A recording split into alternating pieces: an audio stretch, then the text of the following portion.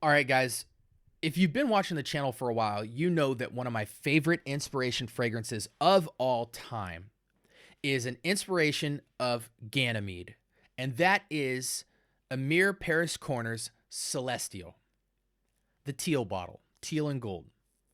I think it is one of the most masterful clones of all time, and I actually prefer it over Ganymede. If anyone was challenged by the earthiness of Ganymede, this is slightly sweeter with more violet leaf, even better. I mean, guys, just get the fragrance. I would buy 5 bottles blind. It just smells like you are at heaven's gates, for lack of better description. We're not talking about that fragrance today. We are talking about another Emir Paris Corner fragrance that mimics the bottle, but mimics a different OG fragrance. So strap up. We'll go for a pretty quick ride this time. Okay, for two.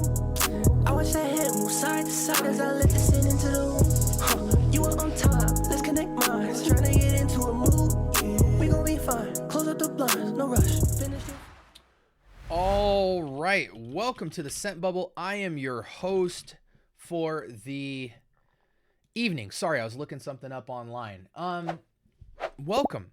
It's good to have you guys here. We talk about my fragrance journey, and I just share everything that I'm going through with fragrance, try to equip you guys so that your journey is even better than mine, because I'm having a good old time.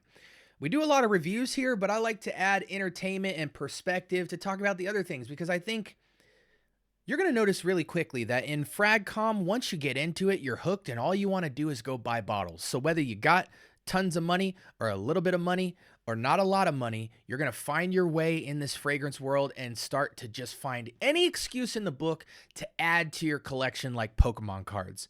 And the problem with that is you don't really stop to enjoy the fragrance and have an authentic journey. We'll talk about more of that later with my conceptual videos. I want this to be a quick video for you because we're reviewing this fragrance right here. This is Emir's Paris Corner Fascination for men and women. And I believe they say this is going after Xerjoff Richwood. What a beautiful bottle, right? I mean, that's stellar. Nice pastel purple on gold. Beautiful bottle. Now, I'm going to say this is one of my this is one of the only bottles in my journey ever that I bought. And because of where I bought it, I'm not going to throw this place under the bus, but my top was bent and busted, so it sprays really ridiculously. But if you get a brand new bottle that's actually good, it's got an incredible, nearly low pressure atomizer, and it's phenomenal. 100 ml. I think I got this fragrance, well, after the issue I ran into, I got the fragrance for $10, but all in all, I think it's about a $20, $25 fragrance on Fragrance by CA. And it's chasing Richwood. A lot of people, I haven't even did my initial spray. Let me do my initial spray because this is a pretty loud projective fragrance. I already put it on skin. But I don't know much about Richwood. I haven't come across it yet, but I know it's a highly sought after fragrance. And due to the fact that I have a lot of experience with this and I have some questions about this fragrance, I'm really interested in smelling Richwood to know how close this was. Because if it's close just like Celestial is, then I think this fragrance just isn't quite for me. There's something sexy and something annoying about this fragrance. Let's dive into it though. So, well, it needs to dry down. So I'm going to speak to this fragrance a bit. I really hope it macerates and changes because I had high expectations because I mess with Emir Celestial and it's one of my favorite fragrances of all time. I really wish I would have smelled Richwood going into this in the same way that I had plenty of experience with Ganymede before Celestial, because then it would have allowed me to evaluate the closeness of this to really figure out if I just don't like that DNA or if they just didn't do a great job with this one. It smells so high quality, but there's just parts of the fragrance that don't appeal to me. This is a very, it has a very noir de noir feel. Like it's very close to this fragrance, but it kind of spritzes in a different direction. I love this fragrance. I gave this fragrance a 9 out of 10. For those of you who don't know what this is Club de Nuit Intense for women. and it should be for men. I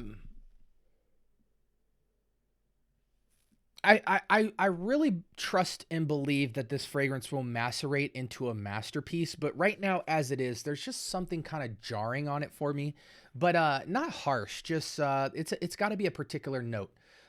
This is a very rich woody patchouli fragrance, which I love patchouli and I love like woody variations of, you know, they always put that in the base. But it's almost like a woody patchouli that is trying to splash some stuff in it, and it should have put a lot more of whatever it was, like whether it's a floral or a fruit.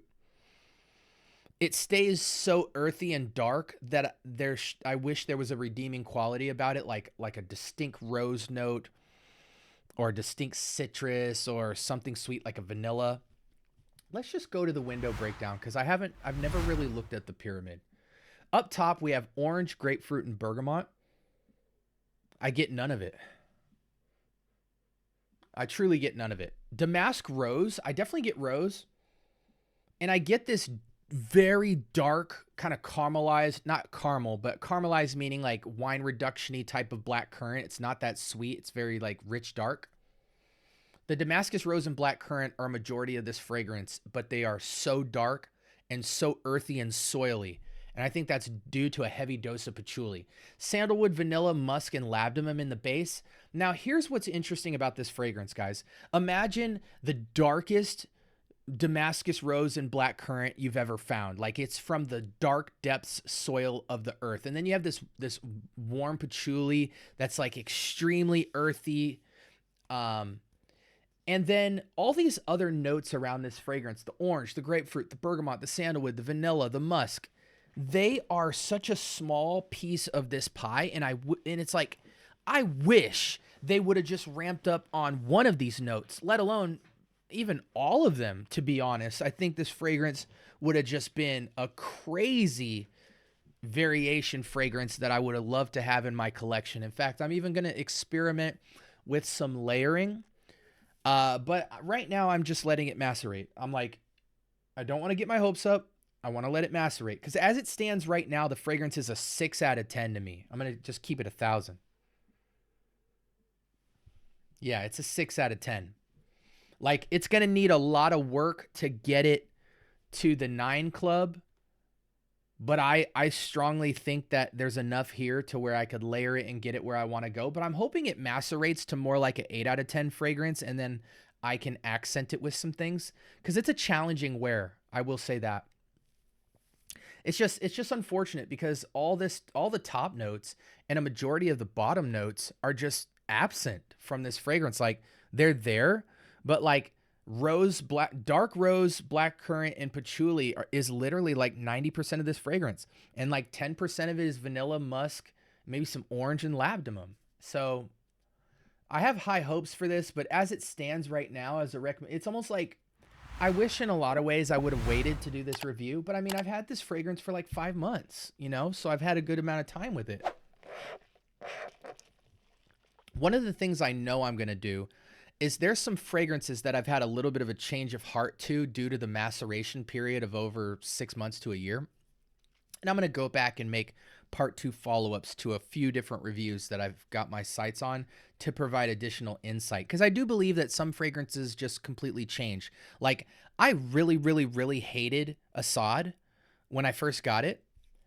And like 8 months later, I was like, oh, I get what people like about it now. Like it changed significantly. Like I think at the time I gave Assad like a 6 or a 7 out of 10. It actually changed to like an 8 for me. Once I spun the block on it and it macerated. So that's a real thing. What do I need to tell you? Okay, usual suspects. For men and women right now, okay. Perfectly unisex, but a very challenging fragrance. I think for both men and women, they would really try and struggle initially to figure out where this fits because I think it sits in the serious, semi-formal category. Date night, nightlife, and serious activities of upscale nature. Cold weather, you cannot wear this in hot weather at all. Stay under 70 degrees with this. It's extremely more earthy than it is delightfully sweet. It's earthy in this very rich, like to paint the picture here, guys, you just see the darkest, it's like the soil in a graveyard with like 3 or 4 rose petals buried 2 feet deep under it. And you can just barely make out you stick your nose in the dirt and you smell the dark, rich, earthy soil, but you get hints of this musky, patchouli-ish rose just rising up from the soil, and you're catching wafts of it. That's what we're talking about here. Now, it's not like a wet, airy soil. It's like a velvety, dark indoor soil. So like almost like you took like a fish bowl, filled it with soil, or took a fish bowl, crushed a couple of rose petals so that they were like aerating, set them at the bottom, put like a 6 inches of dark, wet soil that's been wetted, and then you let that sit for an hour and you go in there and smell it. That's the type of vibe we're getting here. Man, I wish I could give you guys more. Like, you're taking a risk wearing this fragrance. You really are. It is very close to this fragrance right here, but this fragrance is prettier. It's more well done. You know what I'm saying? Like this, I would recommend this over that any day of the week. But if this macerates, it taps into a different space than that fragrance that actually would be quite amazing. So I would say as it stands right now, guys, the political answer is don't get this. But there's something special about this that I'm hoping through maceration and layering, I can get it to something special. So I would say this, don't spend your money on this right now unless you're trying to have some fun and experiment and see what I went through in the challengingness of smelling this, because I'm about 4 to 6 months into this fragrance. But I have an ebook coming out on some of the most S-tier combinations and layerings of frags that I've ever come up with. I layer fragrances to get to certain niche fragrances in the same way that clones do. And I also put combos together that I think transform a fragrance into something new and innovative. And I'll be releasing that in the near future. So you guys might just want to wait and see what I cook up with this fragrance. I'm not giving up on this fragrance, guys, but for right now, it's a 6 out of 10 for me. And yeah, don't get the fragrance unless you're nerdy and scientific like me and you want a really weird fragrance to play around with. I don't think there's anything else I need to talk about this fragrance. It is nuclear, by the way. The projection is insane. The sillage is okay, but the performance is 12 hours plus. It's sticky. I'm done talking about the fragrance. It's a 6 out of 10 fragrance, guys. I don't even want to break down any more description for you. I want to redeem the fragrance as much as possible, but right now it's just not redeemable. And I exhausted myself of all my thoughts on it to give it an honest review.